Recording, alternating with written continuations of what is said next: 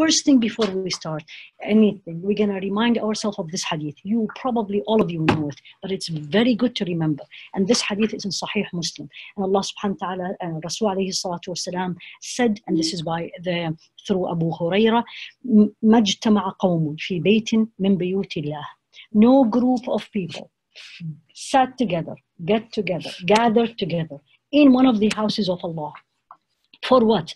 And we are now, even the people who are with us online, we are for the reason that Rasul alayhi salatu wasalam will tell us.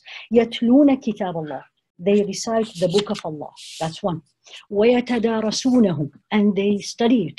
It's not only reading, it's studying. That's the main thing. But إِلَّا حَفَّتْهُمُ الْمَلَائِكَةِ. They are surrounded by the angels. وَغَشِيَتْهُمُ الرَّحْمَةِ. They are engulfed, enveloped by the mercy of Allah. وَذَكَرَهُمُ اللَّهُ فِي مَنْ عِنْدَهُ. And Allah will mention them, بِإِذْنِ اللَّهِ, all of us today, in the gathering with Allah subhanahu wa ta'ala. And then this addition is in Muslim. وَمَنْ أَبْطَأَ بِهِ عَمَلُهُ. Whomsoever his deeds were not enough to move him forward, or whomsoever he was slowed his deeds, meaning he's not doing a good deed, لَمْ يَسْرَعْ بِهِ نَسَبَهُ. His lineage, his name, his status will not push him forward.